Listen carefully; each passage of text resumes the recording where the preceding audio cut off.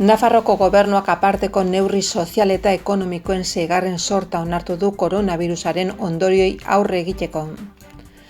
Nafarroko gobernuak proposatu du udalei aurten 25 milioi euro ematea koronavirustik eratorritako beharrei aurre egiteko.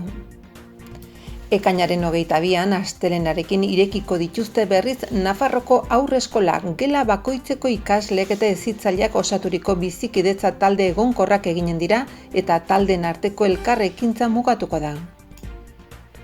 Nafarroko foru berriaren testu bateratuaren foru lege proiektua onartu du gobernuak. Nafarroa zuzenbide zibila parlamentuan izapidetuko den dokumentu batean integratzen da. Nafarroko gobernuak argi berdea eman dio turismoaren foru legearen aurre proiektuari. Arau berriak 2013ko aldatzen du eta erregulazioa sektoreko errealitate berrietara egokitzea du helburu. Iruñeko udalak hiri kanpaldiak eta zaintzaguneak antolatu ditu uztail eta abuzturako familia, konziliazioa eta haurren sozializazioa sustatzeko. Nafarroko Justizia Auzitegi Nagusiak eskola eren ezarpena baliogabetu du izapidetze akas batengatik. Bonelli Arranoaren 5 txita berri heldu dira Nafarrora, Aquila Life proiektuaren bidez askatzeko, askatu aurretik kasetak lurraldea egokitzeko eta galtzorian dauden harrapariale hoien garapena osatzeko ekintza bat hartzen du.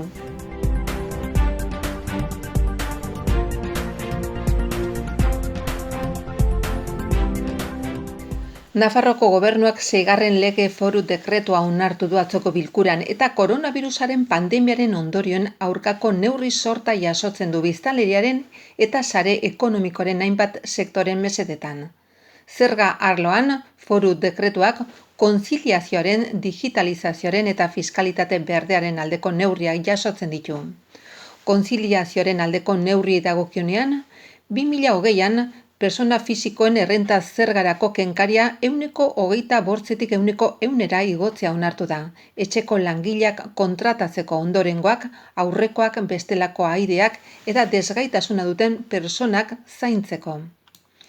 Digitalizazioa bultzatzeari dagokionez, enpresa arloko jarduerak eta jarduera profesionalak garatzen dituzten enpresa txikien eta personen eraldaketa digitala bultzatzeko helburuarekin 30%ko kenkari izango da sozietateen gaineko zergan.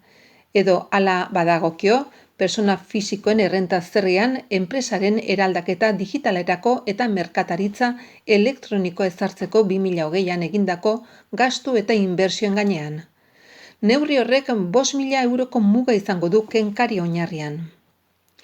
Gainera, fiskalitate berdeari erreparatuta, foru dekretuan kenkari muga kentzen da energia berriztagarrien instalazioetan egindako inbertsioen kasuan. Modu horretan, era horretako instalazioetan egindako inbertsioen gainean, jada dagoen kenkaria, sozietateen gaineko zergan, naiz persona fisikoen errenta zergan 2020ko zergalditik aurrera aplikatuko da. Kuota likidoren 25%ko mugaren loturari gabe. Halaber, arlo fiskalean foru lege dekretuan iruzurraren aurkako borrokari buruzko neurria jasotzen dira, esate baterako zordunen zerrenda argitaratzeko epea urriaren 1 arte luzatzea edo ikuskapenetan eta beste tributu prozedura batzutan bideokonferentzia bidez jarduerak arautzeko gaikuntza. Garraiori dagokionean foru exekutiba 2 milioi euro jartzea onartu du alarma egoera indarrean izan den bitartean errepide bidezko bidaiarien hiri arteko garraioaren sektoreak izandako defizita konbentsatzeko. Zerbitzu horiek funtseskoak izanik 85% inguruko jaitsiera izan dute aldi horretan. Foru lege dekretuan kultur sektoreko jarduera profesionalen garapenean aldizkakotasuna onartzen duen neurri bat jasotzen da. Nafarroko gizarte segurantzan dagokion erregimenean edo gizarte aurreikuspeneko mutualitate batean, martxoaren 14an alarma egoera deklaratu zenean edo geroago alta eman gabe zeuden langile autonomoek 700 edo 800 euroko laguntza eskuratu ahal izango dute fakturazio murrizteagatik. Nafarroko gobernuak udalei 25 milioi euro ematea proposatu du urtea amaitu baino lehen koronavirusko epidemiak eragindako beharrei aurre egin ahal izateko. Horietatik 15,5 milioi euro udalerri eta kontzeju guztien jarduera ekonomiko eta soziala suspertzeko erabiliko lirateke. Eta beste 9,5 milioi euro berriz Foru komunitateko udal guztiaz, koronavirusa dela eta jasaten ari diren gastu eta diru sarrera txikiagoak arintzeko bereziki haur eskolei eta musika eskolei, kirol zerbitzuei, aparkalekuei, zaharren egoitzei, eguneko zentroei eta hiri garraioari dagokionez. Helburu hori aintzat hartuta foru exekutiboak atzoko bileran foru lege proiektua onartu du eta horren bitartez 25 milioi euroko ezohiko kreditua proposatzen da koronavirusak eragindako toki erakundek hartu behar izan dituzten ezohiko eta premiazko neurrien ondorioz sortutako premiak estaltzeko.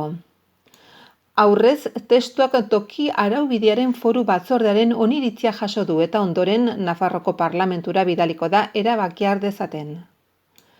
Lurralde Kohezioko kontseilaria den Bernardo Ziritzak ezagutzera eman du funts hori banatzeko proposamena. Zirizak ondorengoa nabarmendu du. 25 milioiko funts honek batetik toki erakundei aukera emango die koronavirusak eragindako gastu handiagoak eta diru sarrera txikiagoak konpensatzeko eta bestetik injekzio ekonomiko garrantzitsua izango da Nafarroa suspertzeko planaren esparruan aurrera egin ahal izango baitute azpiegiturak eta zerbitzu publikoak hobetzen naiz gure herri eta hirien suspertze ekonomikoa eta soziala bultzatzen. Ekainaren 22an astelehenarekin irekiko dituzte berriz Nafarroko haurreskolak. Gela bakoitzeko ikaslek eta hezitzaileak osaturiko bizikidetza talde egonkorrak eginen dira eta taldeen arteko elkarrekintza mugatuko da. 0-3 ziklo ematen duten haurreskola publikoak, hezkuntza departamentoa finantzatzen dituen Nafarroko haurreskolak, hezkuntza zentro pribatuak baimenduak eta eskubide sozialetako departamentoren menpe dauden 0-3 urte bitarteko zentroak aurrez aurreko hezkuntza jarduerara itzuliko dira datorren astelehenean ekainak 22an. Nafarroko gobernuak atzoko bilkuran Nafarroko foru zuzenbide zibilaren bildumaren testu bateratuari buruzko foru lege proiektua edo foru berria onartu du, orain parlamentuan izapidetzen hasiko dena. Era horretan gobernuak bete egin du apirilaren 4ko 2019ko foru legeak ezarririkoa. Lege horrek Nafarroko foru berria gaurkotzen du. Nafarroko gobernuari agintzen dio foru legea baterako aurre proiektua presta dezala. Arau multzo bakar batean elkartzeko Nafarroko foru zuzenbide zibilaren bilduman dauden indarreko xedapenak. Eta dokumentu hori lege aurre proiektu gisa parlamentuari igortzeko eskatzen du. Jakina den bezala zuzenbide zibilaren bilduman daude personei, familiari, ondorengotzari, jabetzari eta kontratuei buruzko xedapenak, hau da, herritarren harreman pribatuak arautzen ditu. Gainera, pragmatismo juridikoaren aldetik ere baziren legea moldatzeko arrazoiak baita, 2019ko legearen idazketatik eratorritako doikuntza sistematiko batzuk ere. 2019ko dokumentuan zeuden berritasunak testu bateratuan ere badaude, bildumak bere 586 legeak mantentzen ditu, baina aurretiazko liburu batean eta 4 liburutan banaturik. Lehen liburuan personei, familiari eta nafarretxeari buruzkoan figura berri badago, desgaitasuna edo mendekotasuna duten personen ondare bereziki babestuak familiaren eremuan. Guraso aginteari dagokionez gurasoen erantzunkizun bihurtzen da, familia harremanak arautzeko eta liskarrak saihesteko lehentasunezko aukera gurasoen arteko ituna izatea sustatzen da. Bigarren liburuko aldaketen muina erabateko xedapen askatasunaren aitortza da. Horretarako ezabatu egin dira konstituzioarekin nekez uztar zitezken zenbait erakunde. Familia barneko gatazka handien sorburua zirenak eta behar izan bereixak dituzten senideak babestea eragozten zutenak. Testamentua egiteko gaitasunari ematen zaion babestea indartu da, baita ura galtzen deneko kasuei ere. Emandeko testamentuari dagokionez bereziki. Zentzumenak murrizturik dituzten testamentu egileen intimitateare arautu da eta berariazko erregulazio ezarri da oinordeko izateko duintasunik ez arautzeko, eskergabekeria eta jaraunzgabetze kontzeptuetan agertzen dena. Gaur egungo 3. liburua 2 liburu izanen dira aurrerantzean, bata ondasunen zuzenbidea arautzekoa eta bestea bete beharren estipulazioen eta kontratuen zuzenbidea ordenatzeko 4. liburua. Bietan aldaketa teknikoak egin dira, nabarmenena zaurgarritasuna edo krisi ekonomikoa jasaten ari diren kontratatzaileen eta zordunen babesa. Nafarroko gobernuak argi berdea eman dio atzoko bilkuran Nafarroko turismoaren foru lege berriaren aurre proiektuari eta giri hori Nafarroko Kontseilura igorriko du orain arau berriak 2003tik indarrean dagoen legeria sektorearen errealitate berrira egokituko du. Figura berriak txertatuz hala nola, ostatu bereixiak eta turismo intereseko jarduerak zein establezimentuak. Halaber, turismoaren erregistroari zein turismo bitartekaritzaren jarduerari buruzko araudi berri bat sartuko du, bai eta bidaia konbinatuak eta lotutako bidai zerbitzuak antolatzeko eta merkaturatzeko berme berriak ere. Udan zehazki uztailaren 6tik abuztuaren 28ra udalak hiri kanpaldiez eta zaintza gunez osatutako zerbitzua eskainiko die familiei. Konziliazioari bidea emateko eta hiriko haur eta nerabek jolaserako eta sozializaziorako duten eskubidea babesteko. Kanpaldi seguruak izanen dira indarreko araudia eta koronavirusak eragindako osasun egoera aintzat hartuko dituztenak. Aurreikusitakoarekin bat eguneko 100 toki eskainiko dira 4 ikastetxe hauetako bakoitzean, Ermitagaina, Hegoaldea, Iturrama eta Kardenal Ilundain. Irizpideei dagokionez, zein auzotan bizi eta ahalik eta gertuen egotea aintzat hartuko da. Maria Caballero gizarte zerbitzuetako komunitateekintzako eta kiroleko zinegotzi ordezkariak eta Fernando Sesma hezkuntza herritarren partaidetza eta gazteriako zinegotzi ordezkariak atzo goizean aurkeztu zuten udal zerbitzua etaren helburuak aurten izanen dituen berritasunak zehaztuta. Zerbitzua 6 eta 12 urte bitarteko adingabei zuzenduta dago, naiz eta 14 urte bitartekoak ere onar daitezken, 33tik gorako desgaitasuna aitortua dutenen kasuan. Iruñan erroldatuek lehentasuna izanen dute.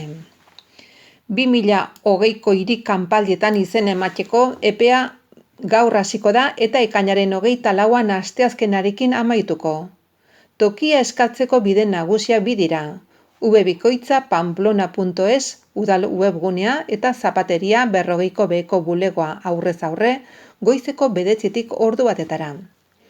Tokiak izen ematearen urrenkeran esleituko dira eta jardueretarako ikastetxea adingabek bizileku duten auzoaren arabera egingo da. Konziliazioaren mesedetan lantegiak goizez izanen dira 8tik 3:30 lanegunetan. Ordutegiak malguak izanen dira hala sartzeko nola irteteko. 8tik 9:00 sar daiteke eta irteteko bi aukera daude, jantoki zerbitzura erabiltzen den edo ez. Halako moduan non adingabek ordu bat aterdiatan irten daitezken bazkaldu gabe edo bestela 3 eta 3:30 bitartean. Haurrak adin tarten arabera taldekatuko dira, 6 eta 8 urte eta 9-12 urtekoak. Kanpaldietako arduradunek diseinatutako jarduerak egiteko eta hoiek txikien gizarteratzea, bizikidetza eta entretenimendua dituzte xede. Normaltasun berrira gerturatzeko ere balioko dute, beti ere zaintza eta ez beldurra erdigunean jarririk. Hori horrela, koronavirusa kontuan hartu bai, baina ez da jardueren ardatza izanen. Jardueren egoitzako 4 ikastetxeetan gel desinfektatzailea eta maskarak egonen dira erabilgarri eta jardueretarako haur ratioak personen arteko distantzia mantentzeko moduan egokituko dira. Heldu bat adin tarte gaztentzako 8 haurren multzo bakoitzeko eta adin tarte nagusirako heldu bat 10 haurren multzo bakoitzeko. Eskariaren arabera eta taldekako haur kopuruaren arabera zerbitzua gaztelaniaz edo euskeraz ematen ahalko da. Zerbitzuaren prezioa erabiltzaile bakoitzeko 9 euro da eguneko ez bada jantoki zerbitzu erabiltzen eta 16 eurokoa bertan bazkaltzen bada. 110ko obaria egonen da familia bereko haur matrikulatu bakoitzeko eta badago diru laguntza bat familiaren hileko errentaren arabera eskuratu daitekena. Baina ura Iruñan erroldatutakoek soilik eska dezakete. Ezin da egun soltetarako izen eman, aste osoetarako baizik. Hiri kanpaldien udal eskaintzaz gain Iruñako udalak beste 6 ikastetxe jarriko ditu gurasoen elkarte edo gizarte erakunden esku, beren udako kanpaldiak garatu ditzaten. Normalean halako entitatei doan lagatzen zaizkieguneak eta haiek arduratzen dira instalazioen garbiketa lanez lagapenaldiak iraun bitarte. Oraingoan Osasun Ministerioaren gomendiokin bat egin beharko dituzte kanpaldiak. Hala, haur eta gaztei zuzendutako aisi jarduerak berreskuratzeari dagokionez. Nola behar den garbiketa eta higieneri dagokionez. Nafarroko Justizia Auzitegi Nagusiak baliogabetu egin du hezkuntzako zuzendari nagusiaren ebazpena, eskola ezartzea onartzen zuena. Legez ezarritako prozedura alde batera utzi duela argudiatuta. Xedapen orokor gisa izapidetu behar zelako erreglamendu moduan eta ez administrazio ekintza baten bidez, programa zeharkako gai gisa sartu baitzen kurrikulunean. Legezko izapidetzean izandako akas baten ondorioz deuseztasuna dekretatu denez, auzitegiko administrazioarekiko auzien salak ez du aztertzen epaian errekurritutako programaren edukia, eta kasazio errekurso baino ezin da jarri haren aurka. Epailek azaldu dutenez, xedapen orokor bat onartzeko prozedura arautzen duen foru legearen arabera, aurre proiektuari memoria bat edo batzuk erantzi beharko zaizkio, eta hala badagokio azterketa ekonomiko bat. Gainera, arautu beharreko gaiak eragiten dien sail guztiei konsulta egin beharko zaie eta memorian justifikatu egin beharko da proposatutako neurrien erregulazioa eta egokitasuna. Halaber foru lege horren arabera, unitate organiko berrien kasuan edo daudenak aldatzeko unitateen kasuan, proposamenari memoria ekonomiko bat edo erakunde berriaren kostuaren eta finantzaketaren azterketa bat erantzi beharko zaio. Gainera, kasuen arabera, proiektua jendaurrean jartzeko bete beharra ezartzen da eta azkenik ura aplikatzeko prozedura ezartzen da. Kontuan hartuta edukiagatik ezin dela administrazio ekintza bat izan, kurrikulunean txertatzen delako zeharkako gai gisa eta hezkuntza etapetako kurrikuluna foru dekretu bidez onartzen denez, agerian geratzen da ura onartzean erabat baztertu dela xedapen orokorrak egiteko legez ezarritako prozedura dio epaiak. Iruñako 2 eskolako guraso administrazioarekiko auzi helegitea jarri zuten Nafarroko Gobernuaren 2 ebazpenen aurka, lehena 2018-2019 ikasturtean ikastetxe publikoen antolaketa eta funtzionamentua arautzen zuten jarraibidei buruzkoa, eta bigarrena eskolae pixkanaka Nafarroko ikastetxe guztietara zabaltzeari eta onartzeari buruzkoa. Boneli Arranoren 5 txita berri iritsi dira atzo goizean Kasedara, udalerrian aska ditzaten bertan ezarri eta hazteko helburuarekin. Espezie hori berreskuratzeko Aquila Life proiektuaren barruan. Lan horretan, Nafarroko Gobernuak landa garapeneko eta ingurumeneko departamentoren bidez hartzen du parte bazkide gisa. Askatu aurretik Kasedak lurraldea egokitzeko eta galtzorian dauden harrapari ale hoien garapena osatzeko ekintza bat hartzen du.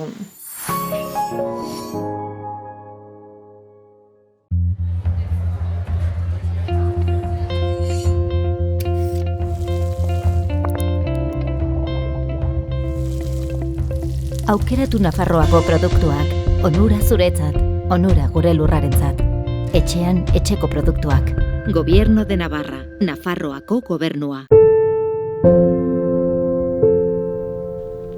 Onerako siesta bat egiteko, oso lasai egon behar duzu.